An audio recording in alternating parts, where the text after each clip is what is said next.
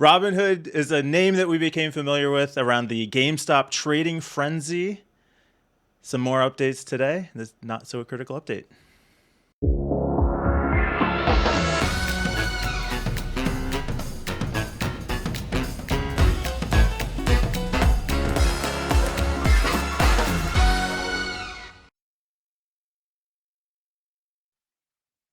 Yeah, yeah, Robinhood, Wall Street Bets, YOLO, and whatever else they use over there in Reddit.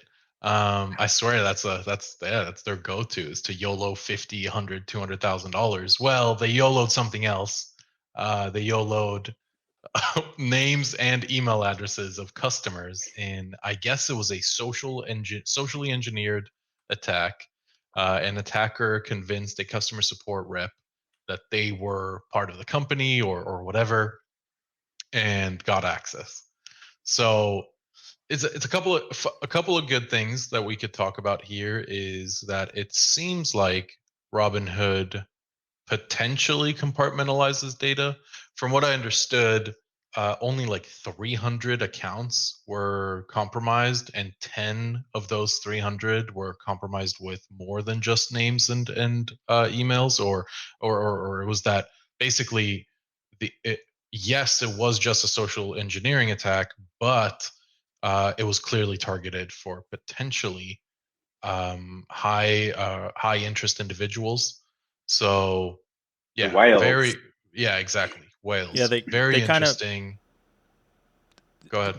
they break down in the article that about 5 million names were stolen, 2 million email addresses, and then it drops to about 310 in total with additional personal information, including date of birth, zip code, and then 10 that had more extensive account details. They didn't really get into that, but they did say later on that they believe no social security numbers, bank account numbers, or debit card numbers that were exposed, and there were no financial losses to customers. So here's the thing, and this is what I was thinking about when I was reading about this. No financial losses to customers. Yeah, they paid them back. No, no, no, no, no, no. That's not what I meant. What I mean is, so currently, firsthand, there has been no financial losses, right? No debit card numbers, no credit card numbers, no ACH info, no account information. But with the information the attackers obtained, even just of the 300, we said date of birth and name, zip code and address. That is a lot to go on. Now I know, including email, now I know that you are a retail investor. I also know your name, I know where you live. I can very easily also socially engineer you. This is not uncommon, is to target people. And if they targeted 300, why only 300? Is it how much time they had before the gates were closed? Or was this a targeted attack against, like you said, Peter, against whales or high interest people?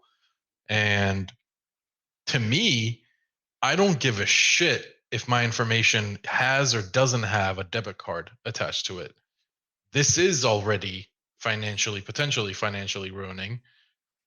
Screw you for even saying that in your statement. You're a shit company, and shame on you. No, really, and shame on you. You didn't train, or uh, and then okay, you know what? Let's even yeah. back it up a little bit more. So this reminds me of a story that I wanted to talk to you guys about, or not a story, but something that happened to me was I called my bank. I needed to report my credit card lost. So the lady on the phone says, "Can you give me your full social security number to verify your account?" So this gives me a couple of points to go off of. One, either either she's going to just type my social security number in and my account will be returned to her, or these social security numbers are freely available for them to see. If it's the latter, then why would I bank with you? That is terrifying. I told her, no, you cannot have my social security number. Is there any other way I can verify my account?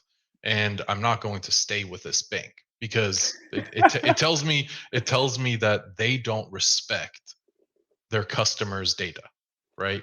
how are you storing my social? If a customer support representative can access this data, this is how I'm going to tie it in, by the way. If a customer support representative can access this data freely, then what is going on? Like, how is that possible? This should not be freely available to someone on most likely an entry level position or close to it. 5 million records off of a customer support account. Yeah, I don't know. We live in a sad state in terms of technology and personal storage John, of personal data storage. you're a T-Mobile customer, and your information's already been hacked anyway. So who cares? Oh, right.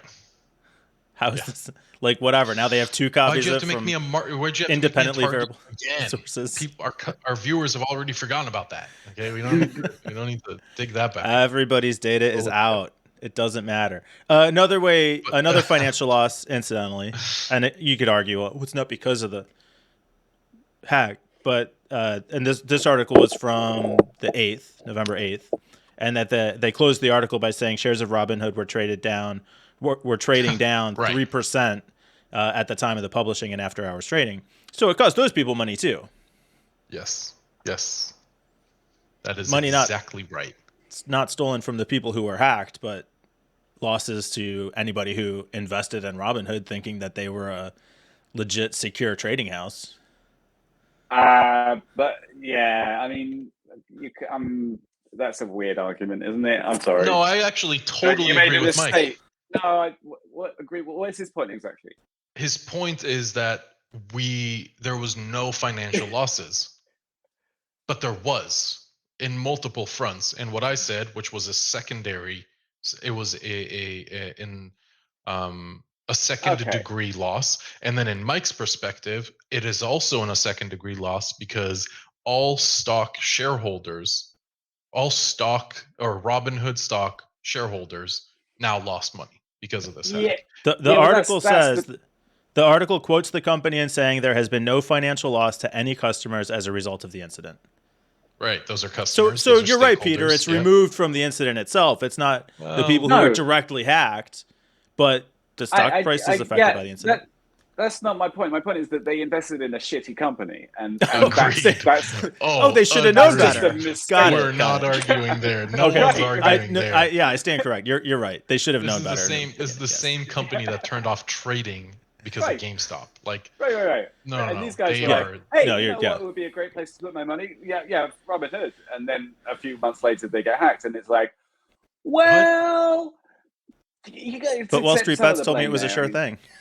Right. I'm hodling. I was supposed to YOLO 50K into calls. Anyway, this reminded me just now of a thread that I commented on where someone was arguing against cryptocurrency, how it's a purely speculative market, and saying that with companies they have real products and services backing them. And I said that a company inherently is a single point of failure in terms of, now we're deviating a bit away from technology, but it is on the topic of Robinhood and this specifically because I made a point and I said that when a company gets hacked, then the stock tanks. This is just what happens when sometimes companies implode. We've seen that in 2008 and in 2002, whenever the dot-com bubble burst, 2003, whatever it was, I don't remember. I was too young. My point is that these companies are so fragile that financial losses, if you're like dumping X amount of money into Robinhood shares, like borderline shame on you. Thank you. Yeah, that's kind of what. Yeah. But there was definitely financial losses because of the hack, and fuck Robinhood. I'll say it again, just for the people in the back. I think that's we're swearing a lot more this We're swearing a lot this episode. We're gonna lose subscribers. Yeah. Yeah. I think we just cut there.